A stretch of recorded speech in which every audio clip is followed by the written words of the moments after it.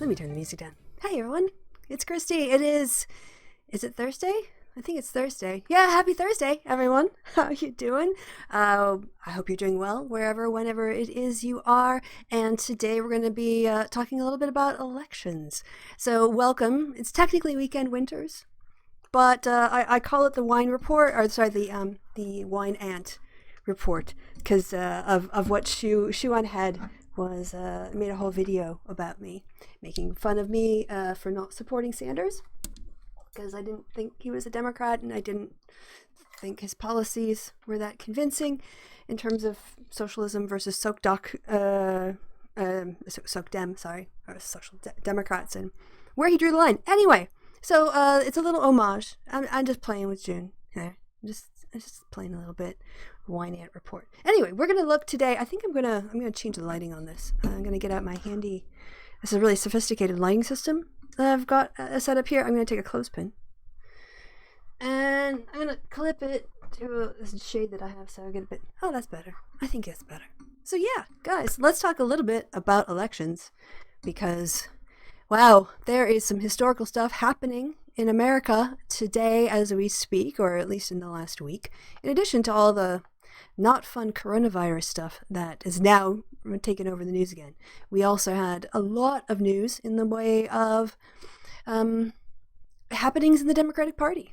So I don't think this is going to go that long. By the way, there's going to be a happy hour. I'm going to set it up right after this.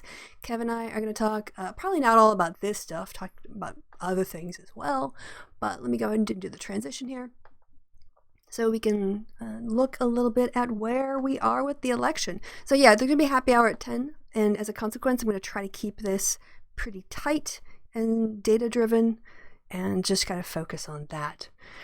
Right. Where should we start? Well, I think we're going to start a little bit farther back than Tuesday. I want to talk a little bit about how political scientists look at and think about voters. And one of the things that has been interesting for me to watch as the primary process has gone on is to see the role that various demographics within the Democratic Party, how they're moving, where they're going, how it's sifting and sorting itself out.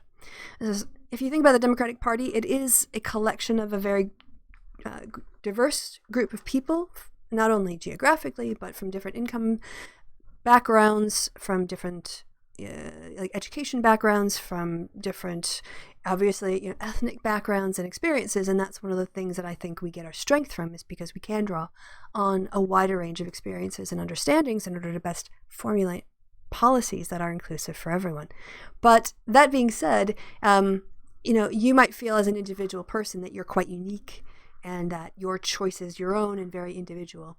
And the fact is that political scientists can do pretty good predictions on where you might fall politically if they know information on, say, how old you are, whether or not you have a college education, what your income is. These kinds of things. Our structural demographics shape our politics, perhaps more than we like to think. And so when I look at the exit poll data that comes out, and I haven't dug up the raw data or anything like that, we're going to just look at some information that has been provided by the Washington Post that I find quite interesting. But when we had our Ohio, by the way, just hi to everybody in the chat. I'm not seeing anyone typing in the chat, so I see that there are people watching. Hello, 13 of you. But you can type in the chat as well. So just to say, and just to get you started, because I often do this, but I didn't today because I was running a bit late. Hi, chat, not chast. There you go. When we first had Iowa and then New Hampshire as races, I couldn't really say too much more broadly about where we were going in 2020 after those races, because those races spoke to the particular states, and they gave us some hints as to what voters might be doing. But then the race changed, and we got into New Hampshire, and people did their voting there, and the race changed. And then we went into South Carolina. It changed a little bit. You had Pete Buttigieg pop because he got the most delegates coming out of Iowa. And Frontrunner just gives you a bit of a media boost. However, as I think I mentioned before, a lot of times these political events are very ephemeral. They don't last very long. So Pete Buttigieg being first in Iowa got him a couple days of press, and it was a little bit delayed because of the whole disaster around it. Yeah, so he didn't go on to win New Hampshire. Like Sanders won there comfortably, and then they went to Nevada, where Sanders also won, and we were starting to get out of the white-only voters and look to the country more broadly. And then we hit South Carolina, and then there was a sea change. And there was a sea change because we were in a southern state with a very large population of the core of the Democratic Party voters. And that's black voters. And it can be people who are descendants of Africans, so African Americans, or they could have been coming from other places around the world. So again, I tend to use black and white rather than African American and Caucasian American. Once we had South Carolina, that showed us a part of the electorate we hadn't really had enough of a critical mass to see yet. And what we saw in South Carolina was black voters who we know are very pragmatic. They're quite also like moderate in their candidate choices, even if they're not always moderate in the policies themselves. I think it's worth listening to black voters as to why they make the decisions they do. And generally, they know that when they're voting for their candidate, they have to vote for a candidate who is also acceptable to a lot of, of white America. They have that as part of their calculation. Like if we're going to vote for a Democrat, we want to vote for somebody who can also get us, get elected by not just people who are black, but for white people too. And we saw that real pragmatism coupled with what we're seeing in other races, which is, I think, this electability argument is winning out over ideology. So if we think about so from South Carolina, that really shifted the dynamic of the race. It gave Biden a boost. It also signaled clearly where the African American or the black vote was going to land. And it wasn't landing with Bernie or Warren or Buttigieg or Klobuchar or Bloomberg. And for a lot of those candidates, all of them maybe, probably, by the way it looks, it basically showed there was no path forward. And Bloomberg stayed in because he wasn't on the ballot till Super Tuesday, so he had to get his name in a little bit. But at the end of the day, yeah, he also, after Super Tuesday, support did not materialize. And he then dropped out of the race. So sorry, I'm a little bit distracted because I'm broadcasting, and I hope I did everything right. I'm just not seeing anybody in the chat, so I just find that quite odd. Normally, people will say something, so I'm just going to check to make sure I'm actually running here. I mean, people are watching, and I'm going live, so clearly there are people here. But anyway, right. South Carolina, Super Tuesday. Super Tuesday was when the map really opened up, and we got to see not just a state population here and there, but we got to see real preferences across the country.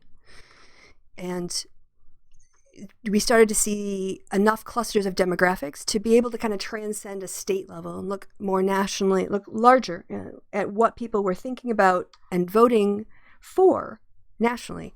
And that is where we're going to start our story today.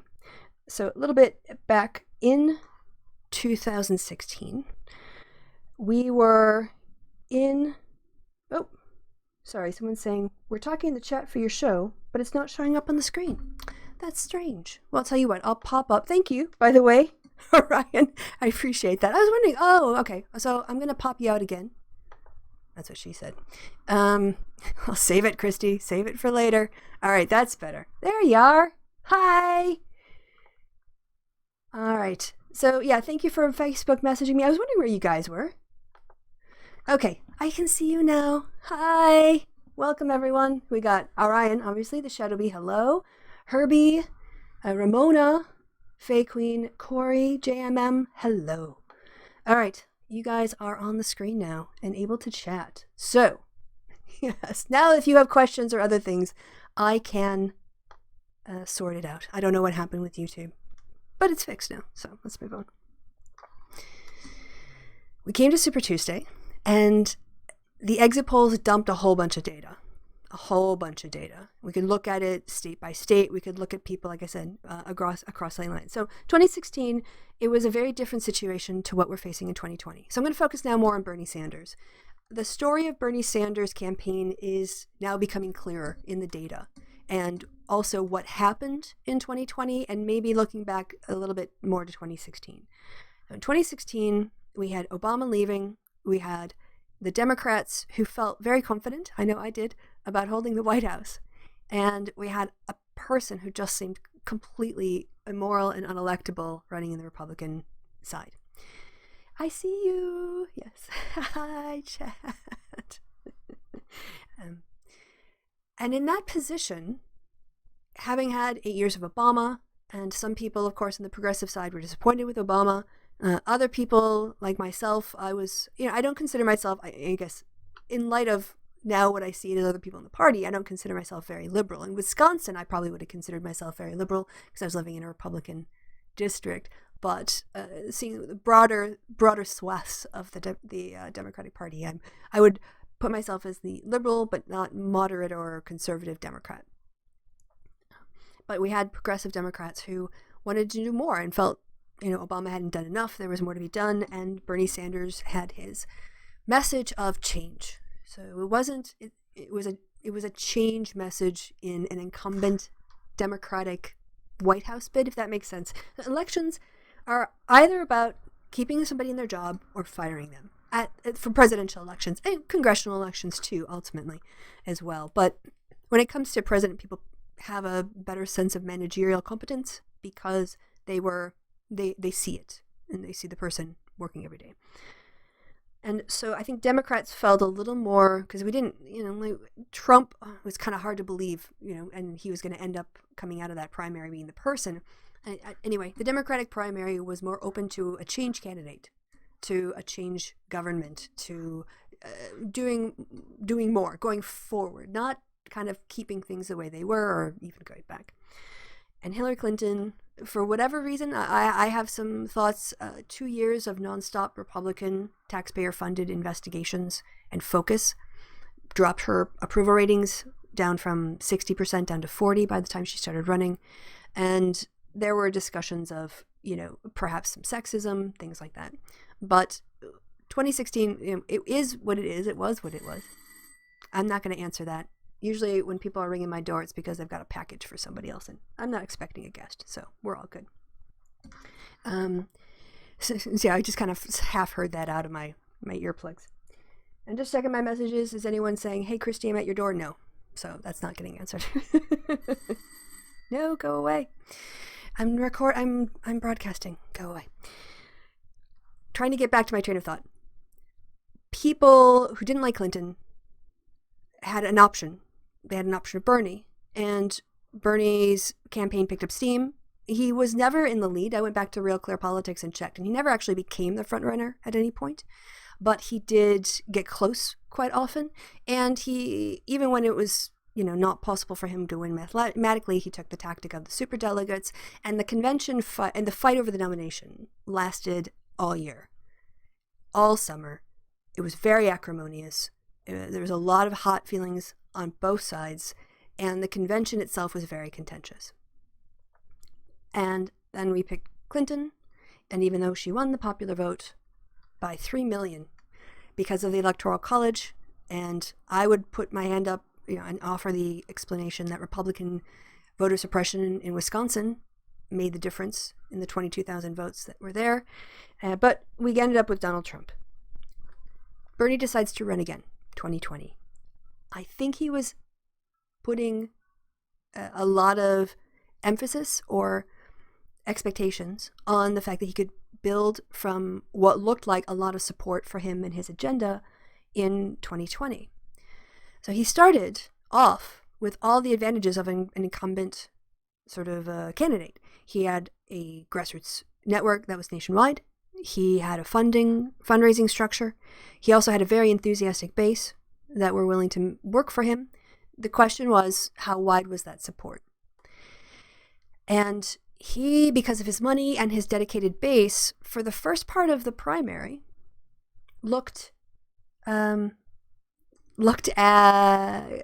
impressive compared to the candidates that were running, because he was the only one who had run in 2016. Joe Biden hadn't run for office since 2008. Elizabeth Warren was a first time. Kamala Harris was first time. All the other ones were first time people. So he had a natural sort of advantage going into it. And he managed to capitalize on it by almost winning Iowa, which he really should have won, and winning New Hampshire. And he had also done a lot. We know he's good at caucuses. That was his strength in 2016, was Bernie's ability to really get motivated people out and work the caucus structure, work the caucus system. So it was a little bit kind of playing out like 2016 up until the elections on Super Tuesday. Let's look a little bit into what happened on Super Tuesday.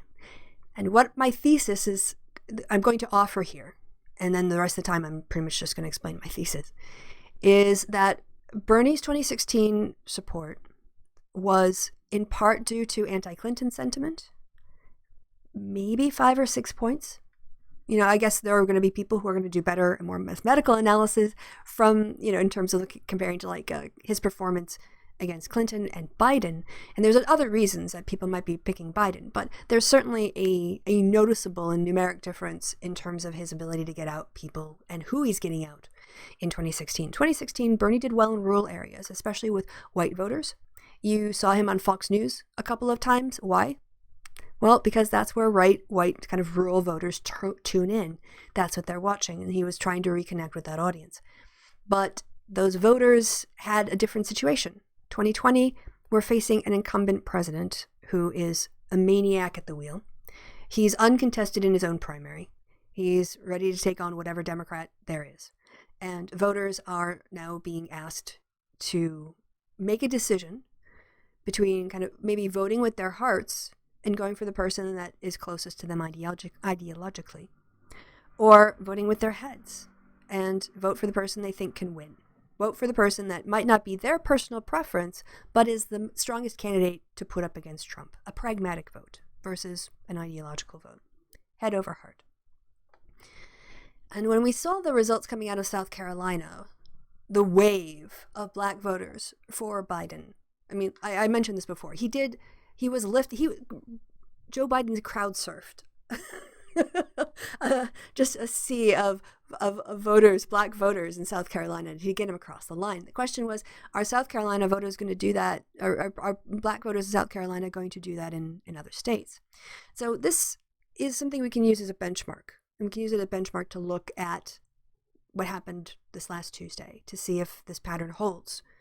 So the pattern on Super Tuesday, there were a lot of states that voted on Super Tuesday. Was it like 11 or 13 or something? It's California and Texas and Oklahoma,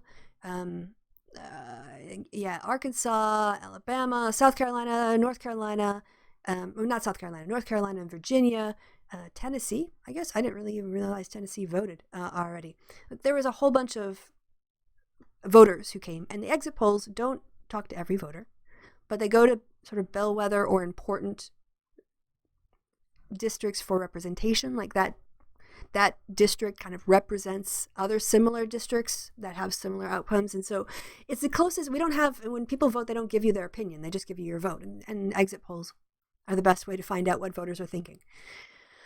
So they asked a couple questions about like self-identification. Do you identify as a Democrat? What's your top issue? Do you want a change to a single payer plan or a government health plan or not? They asked some kind of questions. And then here, we looked at this last time, groups that Biden did well with based on median support. And I think the cutoff point here is 8 or higher.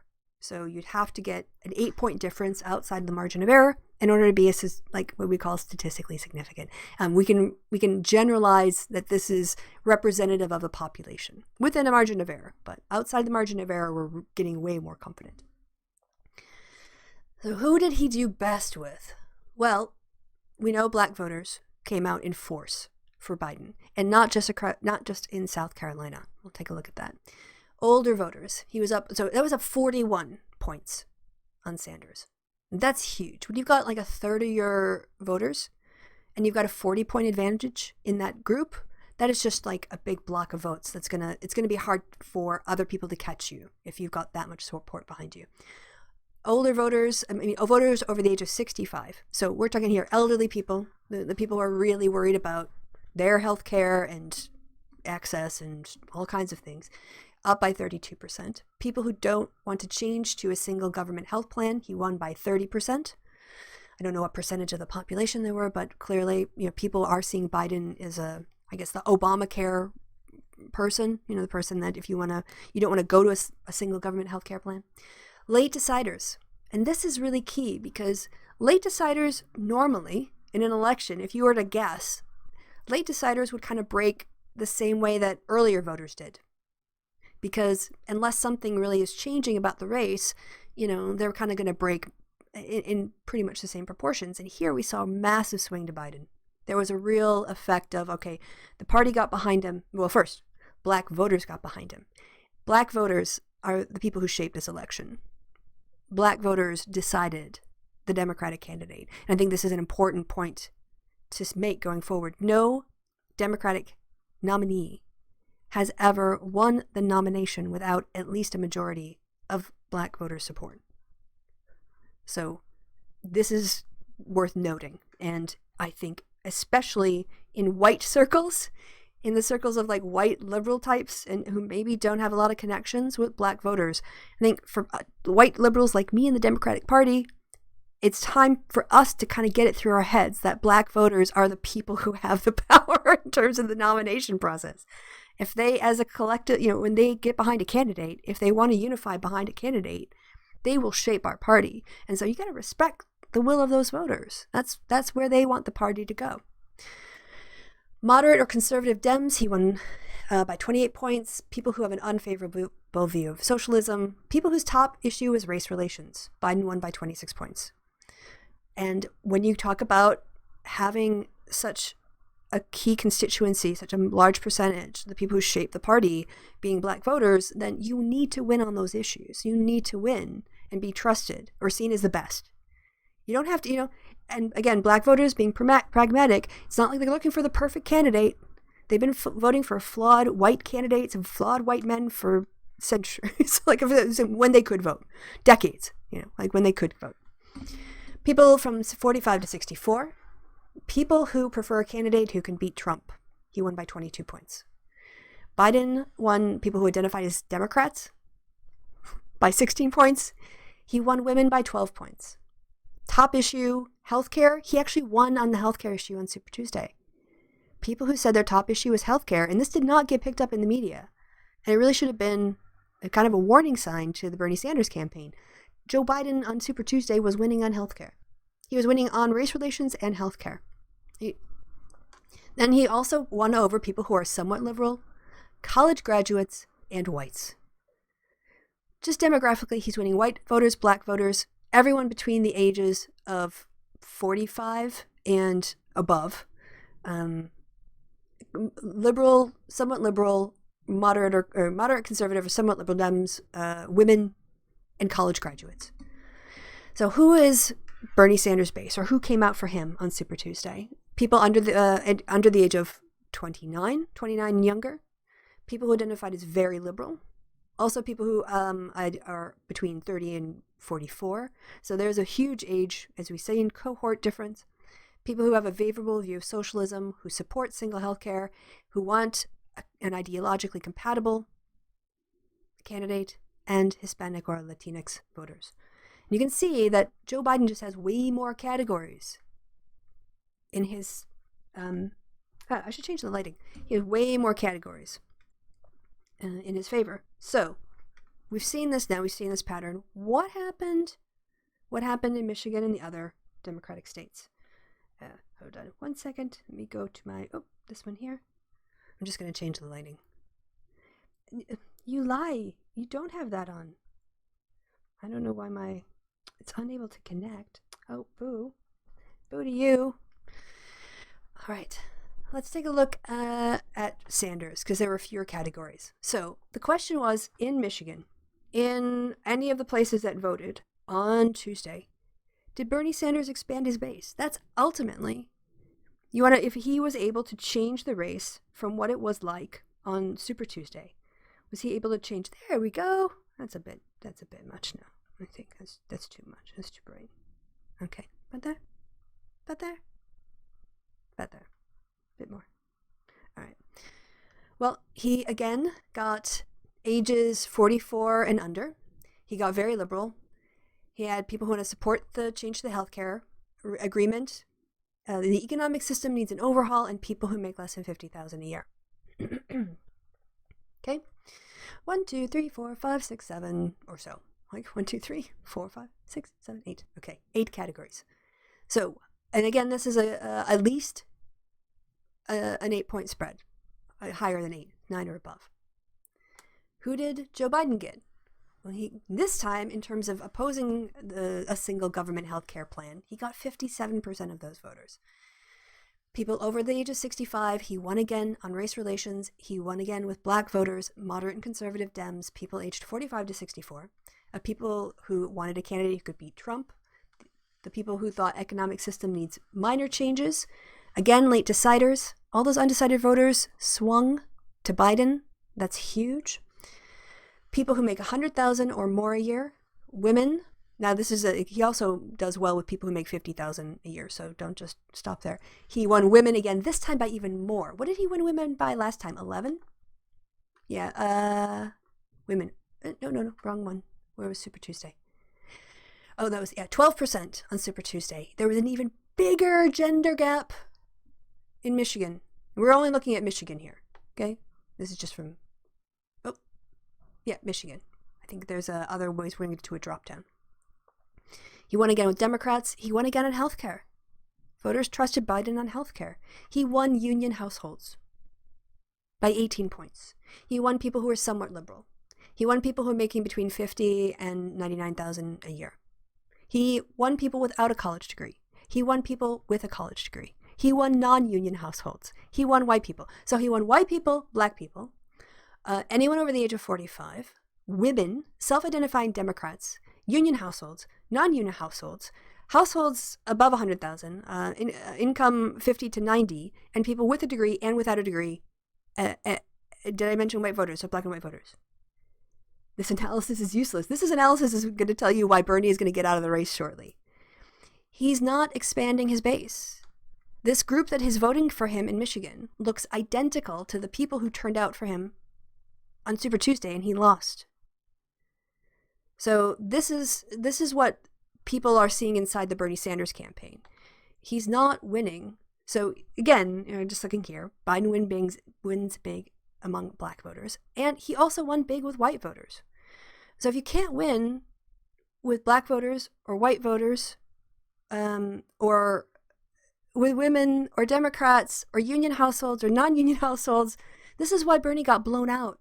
He won Michigan last time and he got blown out because people are shifting toward Biden. And that is, I don't see any reason that will end. One debate will not change these structural problems. One debate will not fix what Sanders has not done to get his vote, to make connections with the black community between now. And we're also going to look at the states coming up. The states coming up don't look good for him. So, here's Michigan. Take a little bit look. Now, Mississippi. So Michigan, again, psychologically was important for Bernie. It was, and ended up being psychologically crushing. Because when you go into the exit poll data, what you find out is the rural whites who supported him against Clinton basically abandoned him for Biden. They went, and you can say maybe it was anti-Clinton sentiment and Biden is closer. Whatever else, maybe they're focusing more on an electable candidate, one that is appealing to a broader part of the American public, not just the Democratic primary. But whatever it is, voters are shifting massively. And we saw that because now Bernie has lost Oklahoma, he won last time. He lost Michigan, he won last time. And he lost Washington, which he won last time. And that's because he's only got this, it's a core support, but it's not going to win you the nomination. And I hope that Bernie was not hoping to hold on to his like 32 or 27% of the Democratic base and just hope the moderates fight it out all the way through. Because if he was, then that wasn't a very successful way to go forward. So let's look at Ben again at some of these numbers. We're going to slide down here to, let's look at Mississippi. Now, Mississippi was just devastating. And when we look at the map, I mean, this is ultimately, I have to fault the Sanders campaign. They had 4 years to connect with black voters. And in some places, he's doing worse. In Mississippi, he was losing, it was like he was down a point. People were moving away from him. And when you don't connect with black voters, you get wiped out in the South. And look what's happening to Bernie. He's getting wiped out in the South. Louisiana is going to be a lot like Mississippi. Georgia is going to be a lot like the South. In Florida, even though it's not, like, it's got a very different demographic makeup, he's down by like 40 points in Florida. So when you start putting these things together, I don't know why Washington, it hasn't been called yet, but yeah, Biden is up on Sanders in Washington. Now that was a caucus state last time and it's a primary state, but you can see from here, there's like a 10,000 vote difference with 78% of the precincts reporting as of when this is being checked. So let's just go ahead and look. We're going to look at Mississippi. He just got like blown out, 87% of black voters. And they were 69% of the voting population. Here, he didn't even like get the age advantage in Mississippi. And, he was losing. So it's not this universal young people thing. Biden was winning in Mississippi with, these are probably more conservative Dems. So it's not guaranteed that just because people are young, they're going to support Sanders. There's also an ideological bent there too. So let's see, anything else? Biden won with college graduates, people without a college degree, earlier deciders, later deciders. He won along the spectrum. So yeah, that Mississippi vote was a sweep for him, and it gave him like a 30 delegate boost. And Sanders didn't even play there. You can't just give up the South. You can't just not engage with black voters, as Sanders is learning to his peril. All right, Missouri. Now, Missouri was a close race last time, but it should have been perfect for Bernie because it has that rural white, more, like the rural whites that should come out for him. But again, he's got a sex gap with women voters. 64% went for Biden versus 32% for Bernie. And like Missouri is probably going to go for Trump. But it could be put in play. But we need to be able to connect with these voters, and Sanders isn't. This is the thing. So he lost to Biden with men and to women. He lost with white and black voters. Again in Missouri. We saw that in Michigan. Here he did do well. And that maybe there's some sort of like urban effect here too. Like I think of Mississippi probably around the college areas, but I don't know. I'd have to look more into the state numbers. So he did his traditional boost with younger voters, but you get 14% under 29 and then 18% 30 to 44. You look at the then percentages where Biden is getting 68% with 45-year-olds to 64, and they were 36% of the total voters. 65 and older, Biden got 81%, and they were a third of the vote. So I understand that Bernie wants to look at young voters and say, we need to engage these people, they are the future. But you can't do that at the expense of older voters because they turn out. And the other thing I'm looking at is I was trying to find out today, because Bernie raised a lot of money. He had money for campaign staff and private planes to fly all over. And when you're running nationally, you need to be able to do that. But when you're raising that kind of money and your entire campaign depends on turning out new voters, my question is very simple to the Bernie Sanders campaign. How many new voters have you registered? If that was your plan, because I was thinking about it, like I don't remember people saying, oh, look at Bernie Sanders, we've registered 15,000 new first-time voters in Iowa or New Hampshire or Nevada. I didn't hear them. Considering their narrative was this groundswell of support. And thinking back, like, where is the registration drive to produce those voters? And if you guys in the chat know why or how many, I'm seriously interested to know. If it's the case that Bernie Sanders did not have an active registration program going on in his campaign. I'm just going to, I'm going to put myself somewhere else. If he has spent all that money on himself, but then he didn't register voters, I mean, registering voters is more important than rallies. Rallies make you feel good, but rallies, they're not going to change the outcome of your race. Registration does. So if anyone knows that, let me know. It was just, he got decimated. People who felt like they were Democrats and Republicans voted. I mean, there were only 5% of people who self-identified as Republicans, but Biden won them. And independents or something else, Bernie leaned a little bit left, but Biden kind of kept up. Again, in Missouri, education and whether you have a college degree or not, you went with Biden. Ideology. Now, the earlier than the last few days, I think now is a little less impressive because it's only 27% of voters because people saw Super Tuesday. People saw South Carolina. So people are now making up their minds. Earlier, that Super Tuesday thing, though, was pretty interesting. And although he does win with very liberal, self-identifying Democrats, Biden sweeps up with everybody else. And he just, look at this, guys. He won on race relations, healthcare, climate change, and income inequality. And so that's Missouri.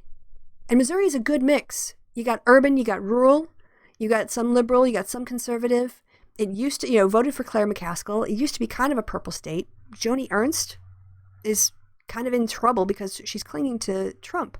And when you get these kind of numbers, it kind of gives you some hope that maybe you could have an impact in Missouri. Maybe you could change some races with a right candidate at the top of the ticket. And right now, the person that is not only winning these voters, but jacking up turnout is Joe Biden. Bernie Sanders isn't seeing the turnout he promised. Joe Biden is seeing that turnout with no campaign. This is also, we don't talk about this enough. Joe Biden has no campaign. I saw on the internet, and this might not be true, but he spent $1,000 in the state of Washington and won it. And, it's probably an underestimation, but it probably won't be far off. There is a very huge momentum. There is a groundswell of people who are voters in the Democratic Party who have said, this is our nominee. Okay, we're taking our cue from black voters in South Carolina. We're seeing also college-educated suburban women. And I don't want to limit that to white. There's a lot of women in suburbia who are college-educated and making some money and doing well for themselves and got a 401k. And, achieve the dream. They got a house and a retirement and their kids are going to school or whatever. We need to win those voters too. And those voters, those suburban women, are going to Biden. So you've got black voters who are turning out for Biden. You've got rural whites turning out for Biden. And you've got suburban women voting for Biden. What does that look like? That looks like the Obama coalition. What did the Obama coalition do? It won. And it doesn't matter. You can hate Joe Biden, whatever. I don't care. I'm not that jazzed about Joe Biden. But what I am seeing is that Joe Biden can turn out voters. Joe Biden can connect with rural white guys. Joe Biden can connect with suburban women. And he's connected with the black community. And you better believe he's going to have a black person, if not a black woman, as his VP, or I am going to be mad. I am going to be mad on that. Because he's got to lift up that community that lifted him up. And whenever I'm going to be honest, when I see Joe and Kamala, I just get happy. It would be so funny to me that, because I got so much crap for supporting Harris early on. I just got dragged all over Twitter, mocked, just abused for it. And all these Bernie people are like, she's a cop, our candidate is so much better. And if she ends up as vice president and then president, I'll just be like, anyway, that's just me. All right, so the last state we're going to look at here is Washington. All right, this should be a great state for Sanders. He won it last time. It's got some really progressive people, but it's also got pretty big sections of rural whites. So what do we see? Sanders, again, the sex difference. We don't talk about it. We talk about how poorly he does with black voters, and we should, because he really did not learn the lessons of 2016. But there is a big gender gap. There's a big gender gap there. So we see here, 41% of men went for Sanders, whereas only 28% went for Biden. And these numbers don't add up to 100%, so I don't know where these people are voting. Maybe there are other candidates on the ballot or whatever. But whereas Sanders got 27% of women in Washington, and Biden got 36%. That's like a 9-point swing. There is there needs to be some reflection. What is it about the campaign that doesn't connect with women voters? That's not the fault of women voters. This is something a candidate has to address. When people don't support your candidate, that's not their fault. It's your candidate's need to fix that problem and connect with those people. So in terms of turnout, Biden won with white voters, and there aren't enough people apparently to do the breakdown, but it's not just him riding the black vote. He is winning white voters. And then they just did not do too much here, right? Older people, we know how that's going to go, don't we? That's going to go Biden. Democrats, this is not the greatest amount of data, but Biden is winning. Hey, here you go. Sanders got college graduates, but he didn't get people with no college degree. And that just doesn't make sense to me, because you think that is supposed to be his base. I mean, not that people with college degrees can't appreciate Bernie, but he seems to me to be especially trying to articulate my stomach. I'm sorry if you hear that. I can hear it through my headphones. That's got to be loud. I should probably eat. I don't eat enough. Yeah. But this should be the kind of people he's connecting with. Blue-collar people, I mean, you can have an associate's degree or a proficiency in some sort of technical skill. You could be a firefighter and not have a college degree. So it's not like in high to tight, but this should be the people who are voting for him. But Biden is connecting with them better. And that is why he is winning. And so when we look ahead, we've got some races coming up here. Sorry. Let's check the schedule. No, I don't have the schedule. The schedule is Arizona, Ohio. Arizona, where is it? Dang it, it's 4 states. I'm going to have to look up the calendar again now. Dang it. Democratic primary calendar. Arizona, Illinois. Okay. Dem primary.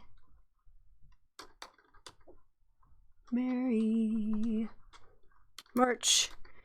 There are some other territories and stuff voting, but they're not going to have as much of a sway. Florida, that's a huge one. Yeah, that's a big, big one. Must be St. Patrick's Day. And I'm going to ignore the chat now because you guys are all distracting me and stuff. So then once I've done all this talking, then I'll come back and chat with you. I'll scroll back and I'll look. So I am ignoring you, but I'm ignoring you for a reason so I can focus on you later. Arizona, Florida, Illinois, and Ohio. Okay, yeah, I was just missing out. No, I think I stumbled through all of them. I just didn't have confidence I'd gotten them right. Some of the polling here, we're going to look at where Biden is and where Sanders are in the next 4 states. Because this is what, Bernie came out of Super Tuesday with how many wins? Let's give him California. So we got California, Utah, Colorado, and Vermont? That vote? Yeah, I think that's right. And North Dakota. And then Biden took everywhere else. Like I said, I think the initial projection was Sanders was going to win 7 states. Biden was going to win 7 states. Biden won 10, and Sanders won 4. Then we went to yesterday, and he won 1 state. He won, did he? I thought... Or is it North Dakota that he won? I don't know. I think it was 6, right? But basically, he lost, Michigan, he lost Mississippi, he lost Idaho, he lost Washington, which he won last time. And looking ahead, the map doesn't get better for him. So we look at Arizona. They only have 1 poll, so we're going to look at that. It was done on the 8th of March, and it has Biden up by 28 points in Arizona. That's not good for Bernie. It's great for Biden. Great for Biden. When we look next, let's look. Illinois is alphabetically. So we'll look. Biden is up in Illinois. Now that's Barack Obama's home state. So there's going to be some home field advantage there. Biden is currently sitting at 55 to Sanders 28. That means he's not just going to win it and squeak it out. If that continues on, he is going to sweep it. And the delegate race is going to get ever more mathematically impossible for Sanders. Next one up, we will look at Ohio. Ohio. Biden leads there. What do we got? From the 21st of January, that's some outdated polling. So I won't necessarily look at that, but I won't take that as a good read because January was too long ago. I think when they don't have information, they just put what the national trends are. So, but if we assume that Ohio is like Michigan and Minnesota and its neighboring states, what we're going to see is that Joe Biden is going to do well with white voters and black voters and women voters and older voters and union households and non-union households. And that pattern is going to continue. So the last one we're going to look at is Arizona. And then we can look at Florida too, because Florida is good at like coup de grace. Oh, I did Arizona already. What am I waiting for? Which ones? Arizona, Illinois, Ohio. I keep forgetting. Is that it? Is that 4? Did we do them all? Damn it. I talk much and then I forget where I'm going. But let's look at Florida because that is actually like the next big delegate-rich state.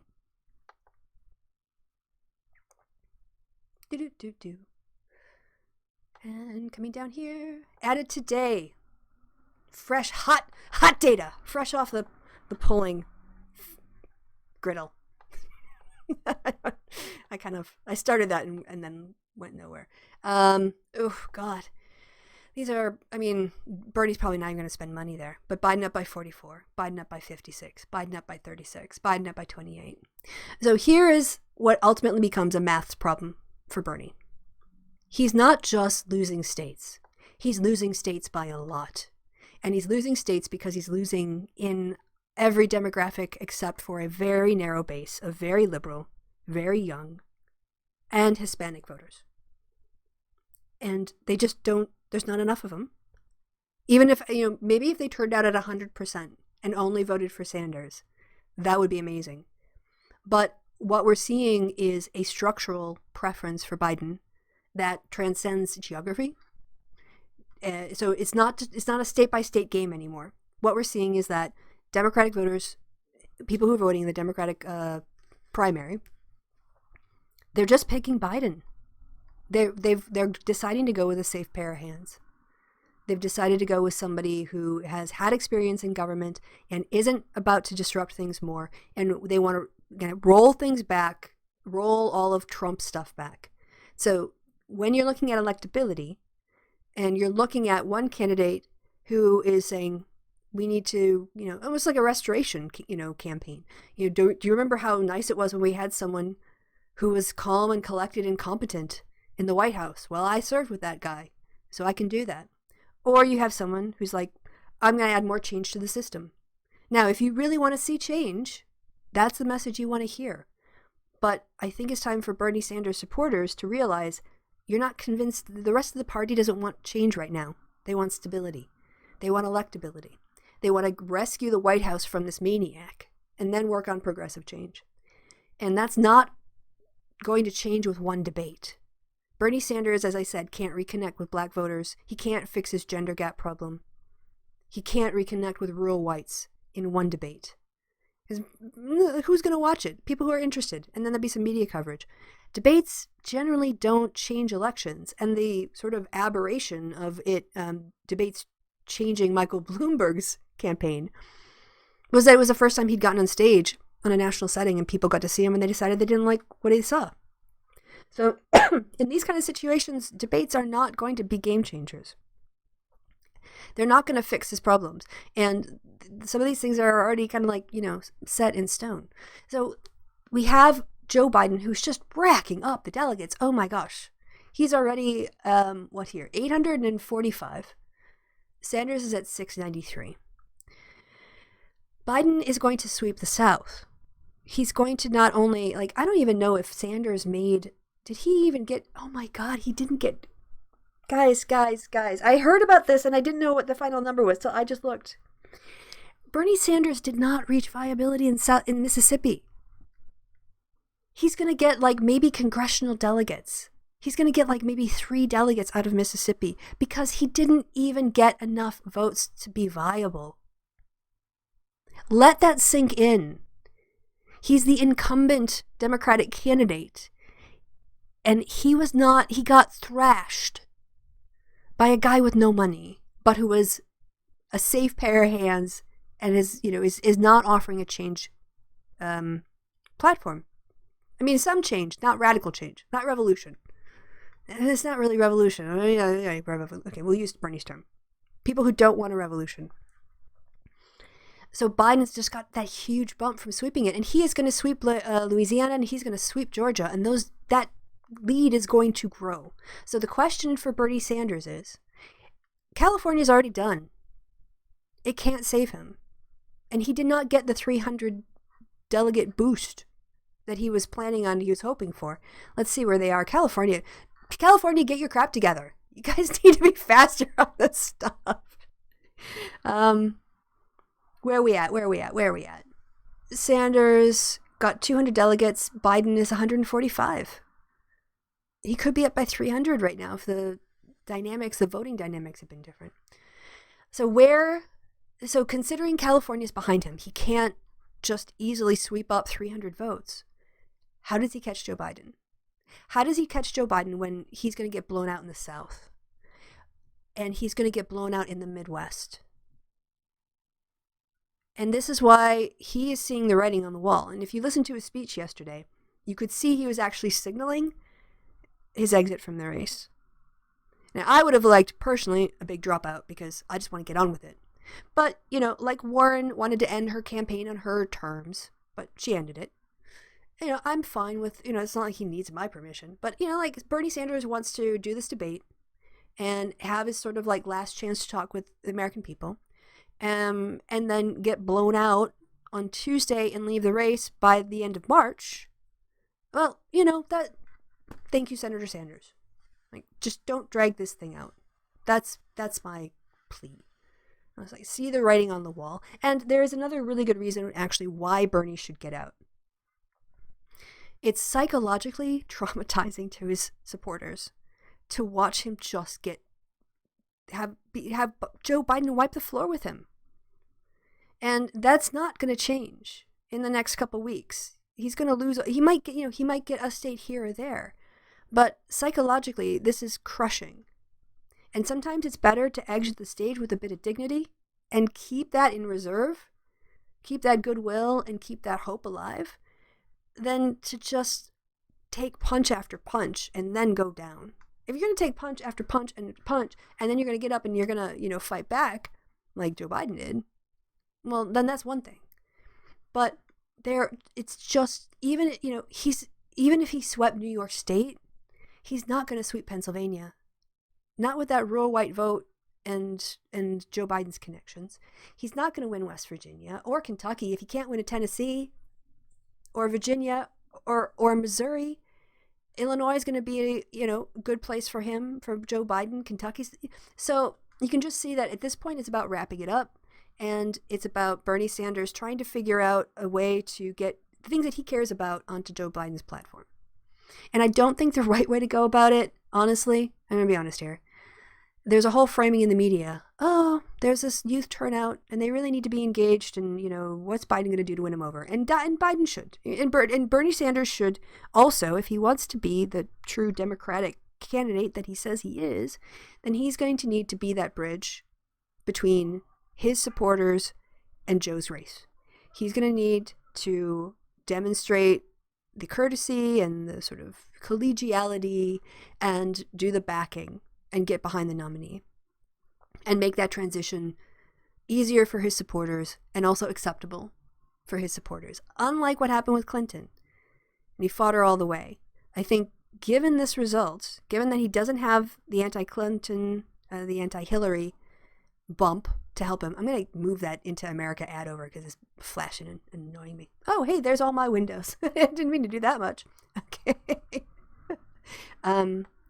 Given he doesn't have that anti-Clinton boost, he's not connecting with rural whites. He did not connect with black voters. He's losing with women. He's losing everywhere. So It's done. Like, there are a lot of people who are like, but there are still states left to vote. Like, there might be states left to vote, but that doesn't mean there are still delegates that can change the outcome. And honestly, at this point, when he's this far ahead and he's looking to blow out, and he will in the next 4 states blow out Bernie Sanders and expand that delegate lead. Now we're getting to the point of we have an obvious nominee. We're down to 2 people. Sanders isn't going to win. And the more that we ask our people to go out and vote, honestly, we're kind of getting to the point where we're putting them in danger. Now, that doesn't mean if Bernie Sanders wants to run all the way till June, he can. He has that right. I think he would get a lot of flack for it, and it would be terrible. But my sense is everything is moving to closure by the end of the month, which is insane compared to where we started this month. I mean, if you would have told me that the Democratic race would be wrapped, if you told me on March 1st that the Democratic race would be wrapped up by the end of the month, I would have bet you money. I would have bet 100 euros. That was not going to happen, and I would have lost that 100 euros. So, yes, so that's it. That's why Bernie's going to get out of the race. Because it doesn't matter that he has the grassroots support or the money or anything. He's just the support he had in 2016 evaporated, and his core of younger, more liberal change voters aren't sufficient to get him wins in states. All right. I do get really excited about this stuff. I love politics. I love it. I do. I find this stuff fascinating. All right. So now I'll scroll back. I'll look at all the haters and I'll look back to see what people are saying. I saw my name flash up a couple times, so I will go see the chat. We know about that. Scrolling down, I think Republicans, the right-wing media, are going to spend the next 6 months convincing Joe Biden has dementia. Well, they're going to do that for Sanders too. They would talk about his heart attack or Castro. Like, that's built in. The thing is that, what we're seeing is that people don't care about the narrative because they know Trump is way less articulate and has way more demonstrable concerns. And Joe Biden might trip up his words, but he doesn't talk nonsense. He doesn't just completely go off on one. And Republicans are going to Republican. I mean, it's not an argument to vote for Sanders. The fact that they're going to go after Joe isn't a reason to elect a person who can't get out the vote right now. You see what I mean? Like, Sanders isn't better. You just lose more. All right. Okay, I'm going to be honest. I am just going to scroll down. When I see my name, I am going to stop. So, Oklahoma, spectacular blowout due to native was all due on a native people here. Yeah, hey, let's take a look at that because I don't. Oh, you know what? I don't think they did. This is it. I don't think they did exit polling in Oklahoma, but that was amazing. I think I have it's on my Twitter account, but yeah, if you look at Sanders in Oklahoma in 2016, there were like 3 counties. I think I did it in the last show, didn't I? And he had Clinton had 3 counties, and then Biden just went, whoosh. Yeah. And if you can't hold states that you won last time, you're not going to hold them in the general or play in them. So, scrolling down, I see a PENIS in the chat. I have to spell it out because I'm trying to monetize this. Utah doesn't exist. Is there a Utah missing? Oh, is this the map where they cut off Utah? Yeah, there's an error here. It looks like Wyoming and what is it, Montana? Well spotted, Mr. Logan. Well spotted. Yes, you get the amalgamation of Wyoming and Montana and Utah in one. So I think NBC needs to fix their map. Thanks for the all caps, Kevin. Otherwise, I would have scrolled right past you. Do I see my name some more? Nope, not so much. All right, well, I'm just going to glaze over the rest of it. And I'm just going to put it out. If you're going to sit here and complain about Joe Biden's dementia, it's just really pathetic. It's really sad. I think you're going to, if that's what you've been reduced to, is it's so obvious this guy is destroying Bernie Sanders, a guy who had a heart attack. I'm going to go after the other candidates' health issues. I don't think so. And also, here's another thing for the people who want to push the whole Joe has dementia line. You're losing to him. If you think he has dementia, that means people would rather vote for a guy with dementia than Bernie Sanders. So maybe drop that line of argument, because it actually makes you look worse. All right. In terms of the Clinton vote, I don't have the comparisons between the Michigan state breakdown. I didn't pull that up because I didn't want to go that long. I went longer than I meant to anyway. But if you look at it, Bernie Sanders just got creamed by Joe Biden everywhere. Places where Bernie Sanders was up saw double-digit swings away from Sanders toward Biden. They were massive, massive, massive swings in Biden's favor. So, I mean, like I said, the writing's on the wall. I'm kind of getting to the point now where I don't think they have a map, state-by-state map, do they? Let's see if they have a county's map breakdown, just to see if we can... Do they have the state of Michigan? No, they don't. No. They don't have it by county. So that's what's going to happen, people. Bernie Sanders is going to get out of the race. He's going to do his debate. He might, after the debate, just to see if it has an impact on the next state, the next 4 states, Arizona, Illinois, Ohio, and why do I keep forgetting Arizona? But if he doesn't manage to even squeak one of those states out, and then he's looking at Florida and the whole Castro thing, yeah. So here's the benefit, though, right? I do think that Joe Biden will make an effort to connect with Sanders and his voters and take on some policy prescriptions. I mean, why wouldn't he? Ultimately, Joe Biden doesn't write the legislation anyway. He just needs to keep his policies, moderate enough to keep his, within his lane that he's doing so well in.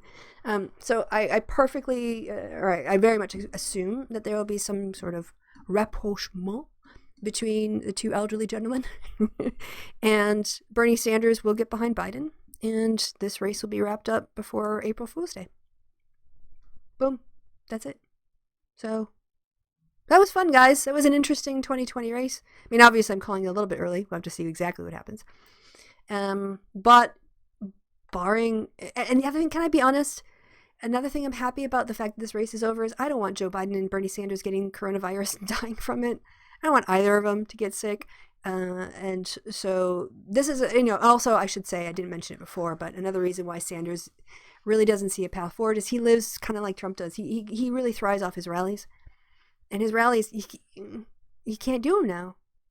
He can't energize people when he can't get them out. So, yeah, it's done. All right. Hey, I did say that we're going to do a happy hour. I'm going to go set this up afterwards. Mr. Kevin Logan, who made an appearance in the chat earlier, will be joining me, as always. And we're going to talk about whatever the hell we want, because we haven't decided anything. What I basically, because, when I do these things, I know Kevin and I will eventually talk about this stuff anyway. So when I set up my Wine Ant report video, I did reach out to Kevin and say, did you want to join me on the Wine Ant report? Weekend Winters. It'll go back to that once Sanders is out. But he is not free, so he and I are going to meet up at the usual time of 10 p.m. 9 UK. Figure it out. Do the math where you are from London time. All right, guys. Thank you for listening to me. I have all this stuff in my head after I listened to an election day. Yesterday I was ill.